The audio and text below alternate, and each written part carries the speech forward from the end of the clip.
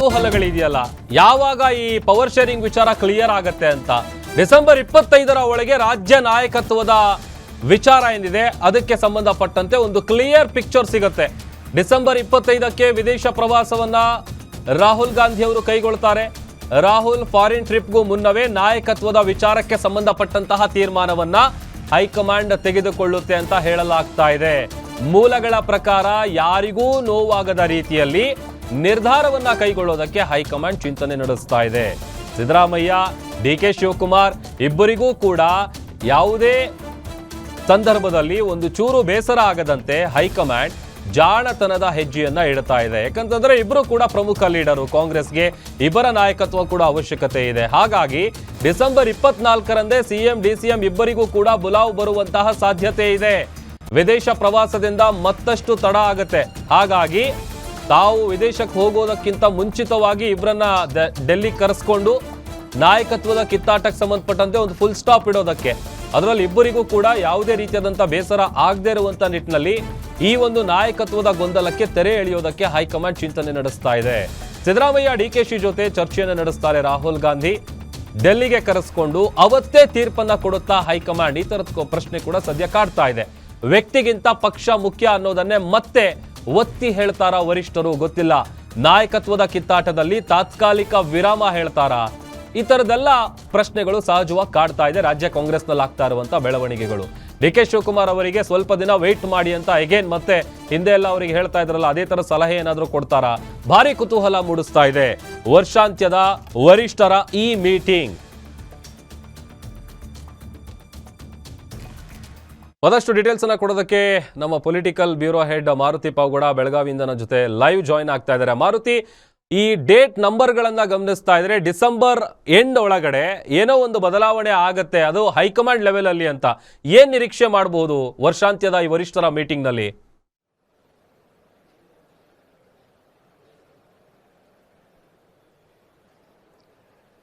ಇಲ್ಲ, ರಾಜ್ಯ ಕಾಂಗ್ರೆಸ್ ಅಲ್ಲಿ ನಾಯಕತ್ವ ವಿಚಾರಕ್ಕೆ ಸಂಬಂಧಪಟ್ಟಂತೆ ಬೆಳಗಾವಿಯ ಅಧಿವೇಶನ ನಡೆಯುವಂತಹ ಒಂದು ಸಂದರ್ಭದಲ್ಲೂ ಕೂಡ ಒಂದಷ್ಟು ಗೊಂದಲ ಹೇಳಿಕೆಗಳು ಬರ್ತಾ ಇರುವಂತದ್ದು ನಿಜ. ಅದರಲ್ಲೂ ಮುಖ್ಯಮಂತ್ರಿ ಸಿದ್ದರಾಮಯ್ಯ ಅವರ ಸುಪುತ್ರ ಯತೀಂದ್ರ ಅವರೇ ಸಿದ್ದರಾಮಯ್ಯ ಅವರು 5 ವರ್ಷಗಳ ಕಾಲ ಮುಖ್ಯಮಂತ್ರಿಯಾಗಿ ಮುಂದುವರಿತಾರೆ ಅನ್ನುವಂತ ಒಂದು ಹೇಳಿಕೆಯನ್ನ ಕೊಟ್ಟಿದ್ದಾರೆ.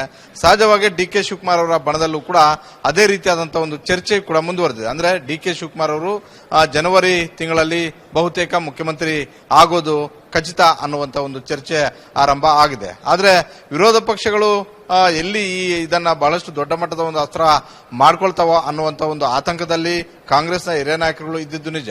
ಹೀಗಾಗಿ ಬಹುತೇಕ ಎಲ್ಲಾ ಶಾಸಕರು ಮತ್ತೆ ಕಾಂಗ್ರೆಸ್ನ ಪರಿಷತ್ ಸದಸ್ಯರಿಗೆ ಸಿದ್ದರಾಮಯ್ಯ ಮತ್ತೆ ಡಿಕೆ ಶಿವಕುಮಾರ್ ಅವರು ತಾಕೀತು ಮಾಡಿದ್ರು, ಅಧಿವೇಶನ ನಡೆಯುವಂತಹ ಒಂದು ಸಂದರ್ಭದಲ್ಲಿ ಇಂತಹ ಬಹಿರಂಗ ಹೇಳಿಕೆಗಳು ಬೇಡ ಅಂತ. ಆದ್ರೆ ಈಗ ಏಕಾಏಕಿ ಯತೀಂದ್ರ ಸೇರಿದಂತೆ ಕುಣಿಗಲ್ ರಂಗನಾಥ್ ಸೇರಿದಂತೆ ಹಲವು ಶಾಸಕರು ಬಹಿರಂಗವಾಗಿ ಹೇಳಿಕೆಗಳು ಕೊಡ್ತಿರೋದ್ರಿಂದ ನಾಯಕತ್ವ ವಿಚಾರ ತೆರೆಮರೆಯಲ್ಲಿ ಬೇರೆ ಬೇರೆ ಕಸರತ್ತುಗಳು ಆಗ್ತಿದ್ದಾವೆ ಅನ್ನುವಂಥದ್ದಕ್ಕೆ ಇದೆಲ್ಲವೂ ಕೂಡ ಸಾಕ್ಷಿ ಆಗ್ತಾ ಇದೆ. ಒಂದು ಕಡೆ ರಾಜ್ಯ ಕಾಂಗ್ರೆಸ್ ಅಲ್ಲಿ ಈ ರೀತಿಯಾದಂತಹ ಒಂದು ಗೊಂದಲ, ಮತ್ತೊಂದು ಕಡೆ ಕಾಂಗ್ರೆಸ್ ಹೈಕಮಾಂಡ್ ಮಟ್ಟದಲ್ಲಿ ಸಿದ್ದರಾಮಯ್ಯ ಮತ್ತೆ ಡಿಕೆ ಶಿವಕುಮಾರ್ ಅವರನ್ನ ಇಬ್ಬರನ್ನೂ ಕೂಡ ಸಮಾನವಾಗಿ ತೂಕ ಹಾಕಬೇಕಾದಂತಹ ಒಂದು ಪರಿಸ್ಥಿತಿಯಲ್ಲಿ ಕಾಂಗ್ರೆಸ್ ಹೈಕಮಾಂಡ್ ಇದೆ. ಹೀಗಾಗಿ ಕಾಂಗ್ರೆಸ್ ಹೈಕಮಾಂಡ್ ಯಾವ ನಿರ್ಧಾರವನ್ನ ಏಕಾಏಕಿ ತೆಗೆದುಕೊಳ್ಳುವಂತ ಒಂದು ಪರಿಸ್ಥಿತಿಯಲ್ಲಿಲ್ಲ.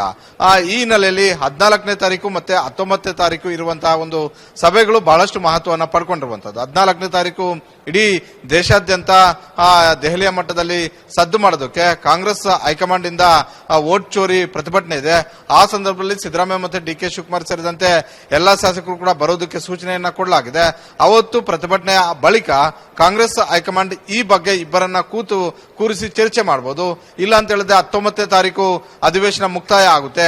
ತದಬಳಿಕ ಉಭಯ ನಾಯಕರಿಗೂ ಕಾಂಗ್ರೆಸ್ ಹೈಕಮಾಂಡ್ ಇಂದ ಯಾವುದೇ ಕ್ಷಣದಲ್ಲಿ ಬುಲಾವ್ ಬರಬಹುದು. ಬುಲಾವ್ ಬಂದಂತಹ ಸಂದರ್ಭದಲ್ಲಿ ಇಬ್ಬರು ಕೂಡ ಹೋಗಬೇಕಾಗುತ್ತೆ. ಆಗ ದೆಹಲಿಯ ಹೈಕಮಾಂಡ್ ಮಟ್ಟದಲ್ಲಿ ಈ ಎಲ್ಲವೂ ಕೂಡ ಚರ್ಚೆ ಆಗ್ತವೆ. ಒಂದು ಕಡೆ ಡಿಕೆ ಶಿವಕುಮಾರ್ ಅವರು ಈಗಲೇ ಆಗ್ಬೇಕು ಅನ್ನುವಂತ ಒಂದು ಪಟ್ಟು, ಮತ್ತೊಂದು ಕಡೆ ಸಿದ್ದರಾಮಯ್ಯ ಅವರ ಬೆನ್ನಿಗೆ ಪರಮೇಶ್ವರ್ ಹಾಗೂ ಬಿ.ಕೆ. ಹರಿಪ್ರಸಾದ್ ಹಾಗೂ ಸತೀಶ್ ಜಾರಕಿಹೊಳಿ ಅವರು ಸೇರಿದಂತೆ ಹಲವು ಘಟಾನುಘಟಿ ನಾಯಕರಿದ್ದಾರೆ. ರಾಜ್ಯ ಕಾಂಗ್ರೆಸ್ನ ಈ ನಾಯಕತ್ವದ ಬಗ್ಗೆ ಕಾಂಗ್ರೆಸ್ ಹೈಕಮಾಂಡ್ ಮಟ್ಟದಲ್ಲೂ ಕೂಡ 2 ಬಣಗಳು ಆಗಿದ್ದಾವೆ. ಒಂದು ಮಲ್ಲಿಕಾರ್ಜುನ ಖರ್ಗೆ ಅವರ ಬಣ, ಮತ್ತೊಂದು ವೇಣುಗೋಪಾಲ್ ಅವರ ಬಣ.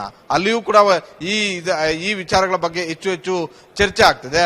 ಏಕಾಏಕಿ ಸಿದ್ದರಾಮಯ್ಯ ಅವರನ್ನ ಕೆಳಗಿಳಿಸಿದ್ದೆ ಆದ್ರೆ ಮುಂದೆ ಬರ್ತಾ ಇರುವಂತಹ ಒಂದು ಚುನಾವಣೆ ಮೇಲೆ ಯಾವ ರೀತಿಯಾಗಿ ಎಫೆಕ್ಟ್ ಆಗಬಹುದು ಅನ್ನುವಂತ ಒಂದು ಆತಂಕ. ಆಗಂದ ಮಾತ್ರಕ್ಕೆ ಒಂದು ವೇಳೆ 2023ರಲ್ಲಿ ಕೊಟ್ಟ ಮಾತಿನಂತೆ ನಾವು ನಡ್ಕೊಳ್ದೇ ಇದ್ರೆ ಡಿ ಕೆ ಶಿವಕುಮಾರ್ ಅವರ ಬಣ ಮತ್ತೆ ಹಳೆ ಮೈಸೂರು ಭಾಗದಲ್ಲಿ ಆ ಸಮುದಾಯ ಯಾವ ನಿರ್ಧಾರಗಳನ್ನ ಮುಂದಿನ ದಿನಗಳಲ್ಲಿ ತೆಗೆದುಕೊಳ್ಳಬಹುದು ಅನ್ನುವಂತ ಒಂದು ಆತಂಕ. ಹೀಗಾಗಿ ಬಹಳಷ್ಟು ರಾಜಕೀಯ ರಾಜಕೀಯ ಗಣಿತದ ಲೆಕ್ಕಾಚಾರಗಳನ್ನ ಆಗ್ತಾ ಇದ್ದಾರೆ. ಹೀಗಾಗಿ 14 ಮತ್ತೆ 19ನೇ ತಾರೀಕು ನಡೆಯುವಂತಹ ಒಂದು ಸಭೆಗಳು ಬಹಳಷ್ಟು ಮಹತ್ವವನ್ನು ಪಡ್ಕೊಂಡಿದ್ದಾವೆ. ಅವತ್ತು ಇಬ್ಬರಿಗೂ ಸಮಾನವಾಗಿ ನೋಡುವಂತಹ ಹಾಗೂ ಇಬ್ಬರಿಗೂ ಸಮಾಧಾನ ತರಿಸುವಂತಹ ಒಂದು ನಿರ್ಧಾರವನ್ನ ಕಾಂಗ್ರೆಸ್ ಹೈಕಮಾಂಡ್ ತೆಗೆದುಕೊಳ್ಳುವಂತಹ ಸಾಧ್ಯತೆಗಳು ದಟ್ಟವಾಗಿದ್ದಾವೆ. ಮಾರುತಿ, ಈಗ ಮೊನ್ನೆ ನಡೆದಂತಹ ಸೋನಿಯಾ ಅವರ ನೇತೃತ್ವದಲ್ಲಿ ನಡೆದಂತಹ ಮೀಟಿಂಗ್ ನಲ್ಲಿ ಈ ವಿಚಾರ ಚರ್ಚೆ ಆಗಿದೆ. ಈಗ ಇಬ್ಬರಿಗೂ ಕೂಡ ಬೇಸರ ಆಗಬಾರದು, ಕಾರಣ ಮುಂಬರುವಂತ ಚುನಾವಣೆಗಳಲ್ಲಿ ಕಾಂಗ್ರೆಸ್ಗೆ ಹೊಡೆತ ಬೀಳುತ್ತೆ. ಹಾಗಾಗಿ ಇದನ್ನು ಹೇಗೆ ನಿಭಾಯಿಸುತ್ತೆ ಹೈಕಮಾಂಡ್ ಅಂತ?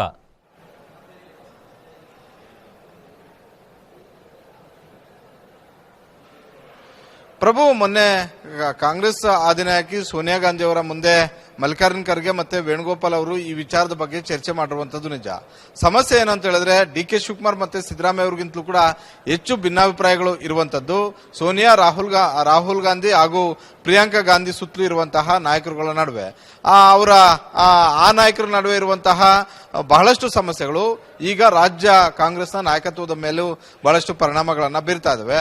ಅವರೆಲ್ಲರೂ ಕೂಡ ಒಗ್ಗಟ್ಟಾಗಿದ್ದು ಒಂದು ನಿರ್ಧಾರವನ್ನ ತೆಗೆದುಕೊಂಡಿದ್ರೆ ಇವತ್ತಿಗೆ ಈ ಸಮಸ್ಯೆ ಹೆಚ್ಚು ಚರ್ಚೆ ಆಗ್ತಿರ್ಲಿಲ್ಲ. ಈ ಸಮಸ್ಯೆಗೆ ಒಂದು ಪರಿಹಾರವನ್ನ ಕಂಡುಕೊಳ್ಳಬಹುದಾಗಿತ್ತು. ಆದ್ರೆ ಸೋನಿಯಾ ಗಾಂಧಿ, ರಾಹುಲ್ ಗಾಂಧಿ ಅವರ ಜೊತೆ ಇರುವಂತಹ ಹಲವು ನಾಯಕರುಗಳೇ ಅವರೇ ಭಿನ್ನಾಭಿಪ್ರಾಯಗಳನ್ನ ವ್ಯಕ್ತಪಡಿಸ್ತಾ ಇರುವಂತದ್ದು. ಒಬ್ಬೊಬ್ಬರು ಒಂದೊಂದು ನಾಯಕತ್ವಕ್ಕೆ ಜಯ ಅಂತಿರೋದ್ರಿಂದ ಈ ಸಮಸ್ಯೆಗೆ ಮದ್ದು ಕಂಡುಕೊಳ್ಳೋದಕ್ಕೆ ಆಗ್ತಿಲ್ಲ. ಮೊನ್ನೆ ಸೋನಿಯಾ ಗಾಂಧಿ ಅವರ ಮುಂದೆ ಚರ್ಚೆ ಆಯ್ತು. ತದಬಳಿಕ ಮಲ್ಲಿಕಾರ್ಜುನ್ ಖರ್ಗೆ ಮತ್ತೆ ವೇಣುಗೋಪಾಲ್ ಅವರು ಕೂತು ಚರ್ಚೆ ಮಾಡಿದ್ರು. ಅಲ್ಲೂ ಕೂಡ ಒಂದು ನಿರ್ಧಾರಕ್ಕೆ ಬರೋದಕ್ಕೆ ಆಗ್ಲಿಲ್ಲ. ಮಲ್ಲಿಕಾರ್ಜುನ್ ಖರ್ಗೆ ಅವರು ರಾಜ್ಯ ಕಾಂಗ್ರೆಸ್ನ ಎಲ್ಲ ಏಳು ಬೀಳುಗಳನ್ನ ಕಂಡಿರುವಂತವರು ಹಾಗೂ 224 ವಿಧಾನಸಭಾ ಕ್ಷೇತ್ರಗಳಲ್ಲಿ ಯಾವ ಸಮಸ್ಯೆಗಳು ಆಗಬಹುದು ಅನ್ನುವಂತ ಒಂದು ಸ್ಪಷ್ಟವಾದಂತಹ ಒಂದು ಚಿತ್ರಣ ಅವರ ಕಣ್ಣು ಮುಂದೆ ಇದೆ. ಅದೇ ರೀತಿ ಮಲ್ಲಿಕಾರ್ಜುನ್ ಖರ್ಗೆ ಅವ್ರಿಗೂ ಕೂಡ ಒಂದು ಆಸೆ ಇದೆ. ಬಹುತೇಕ ಇದು ರಾಜ್ಯ ಕಾಂಗ್ರೆಸ್ ಅಲ್ಲಿ ಚರ್ಚೆ ಆಗ್ತಿರುವಂತದ್ದು. ನಾನಂತೂ ಮುಖ್ಯಮಂತ್ರಿ ಆಗ್ಲಿಲ್ಲ, ಆದ್ರೆ ಮುಂದೆ ನನ್ನ ಮಗನ ಭವಿಷ್ಯ, ರಾಜಕೀಯ ಭವಿಷ್ಯ ಹೇಗಿರಬೇಕು, ಯಾರು ಆ ಸ್ಥಾನದಲ್ಲಿ ಕೂತ್ರೆ ನನ್ನ ಮಗನ ಭವಿಷ್ಯ ಇನ್ನಷ್ಟು ಸದೃಢ ಆಗಬಹುದು, ಈ ಲೆಕ್ಕಾಚಾರಗಳನ್ನ ಈ ಬಾರಿ ಖರ್ಗೆ ಅವರು ಆಗ್ತಿದ್ದಾರೆ ಅಂತ. ಆದ್ರೆ ಕಾಂಗ್ರೆಸ್ ಹೈಕಮಾಂಡ್ ಮಟ್ಟದಲ್ಲಿ ಬಹಳಷ್ಟು ಪ್ರಭಾವ ಎನಿಸಿಕೊಂಡಿರುವಂತಹ ವೇಣುಗೋಪಾಲ್ ಅವರ ಲೆಕ್ಕಾಚಾರ ಏನಂತ ಹೇಳಿದ್ರೆ ಇವತ್ತಿಗೂ ಕೂಡ ಅಹಿಂದ ವರ್ಗ ಸಂಪೂರ್ಣವಾಗಿ ಸಪೋರ್ಟ್ ಮಾಡ್ತಾ ಇರುವಂತದ್ದು ಸಿದ್ದರಾಮಯ್ಯ ಅವರನ್ನ. ಹೀಗಾಗಿ ಸಿದ್ದರಾಮಯ್ಯ ಅವರ ಮೇಲೆ ಏಕಾಏಕಿ ಯಾವುದಾದ್ರೂ ಒಂದು ನಿರ್ಧಾರಗಳನ್ನ ನಾವು ತೆಗೆದುಕೊಂಡಾಗ ಅದರ ಪರಿಣಾಮಗಳು ಕಾಂಗ್ರೆಸ್ ಪಕ್ಷದ ಮೇಲೆ ಕೇವಲ ಕರ್ನಾಟಕಕ್ಕಷ್ಟೇ ಸೀಮಿತ ಆಗೋದಿಲ್ಲ, ಮುಂದೆ ಬರ್ತಾ ಇರುವಂತಹ ಹಲವು ರಾಜ್ಯಗಳ ಚುನಾವಣೆಯಲ್ಲಿ ಆಗುತ್ತೆ ಅನ್ನುವಂತಹ ಒಂದು ಆತಂಕದ ಮಾತುಗಳನ್ನು ವ್ಯಕ್ತಪಡಿಸ್ತಾ ಇರುವಂತದ್ದು. ಹೀಗಾಗಿ ಸೋನಿಯಾ ಗಾಂಧಿ ಅವರ ಮುಂದೆ ಚರ್ಚೆ ಆಗಿದ್ದೇ ಬೇರೆ, ತದಬಳಿಕ ಹೊರಗಡೆ ಬಂದು ಇವರಿಬ್ರು ಚರ್ಚೆ ಮಾಡ್ಕೊಂಡಿದ್ದು ಬೇರೆ. ಅವರಿಬ್ಬರ ನಡುವೆನೂ ಕೂಡ ಬಹಳಷ್ಟು ಗೊಂದಲಗಳಿದಾವೆ. ಈ ಗೊಂದಲಗಳು ಬಗೆಹರಿಬೇಕು ಅಂತ ಹೇಳಿದ್ರೆ ಸೋನಿಯಾ ಗಾಂಧಿ ಮತ್ತೆ ರಾಹುಲ್ ಗಾಂಧಿ ಅವರ ಮುಂದೆ ಸಿದ್ದರಾಮಯ್ಯ, ಡಿ ಕೆ ಶಿವಕುಮಾರ್ ಅವರೇ ಕೂತು ಚರ್ಚೆ ಮಾಡಬೇಕಾಗಿದೆ. ಅವರನ್ನ ಕೂತು ಚರ್ಚೆ ಮಾಡಿ ಸಮಾಧಾನ ಮಾಡಿ ಸಮಾನವಾಗಿ ಒಂದು ಸೂತ್ರವನ್ನ ಕಂಡುಕೊಂಡಾಗ ಈ ಸಮಸ್ಯೆ ಬಗೆಹರಿಸಬಹುದು. ಬಹುತೇಕ 19ನೇ ತಾರೀಕು ಬಳಿಕ ಅಂತದ್ದೊಂದು ಸೂತ್ರವನ್ನ ಕಂಡುಕೊಳ್ಳುವಂತಹ ಸಾಧ್ಯತೆಗಳು ದಟ್ಟವಾಗಿದ್ದಾವೆ. ಪ್ರಭು, ಓಕೆ, ಥ್ಯಾಂಕ್ ಯು ಮಾರುತಿ, ನಿಮ್ಮೆಲ್ಲ ಡೀಟೇಲ್ಸ್ಗಾಗಿ.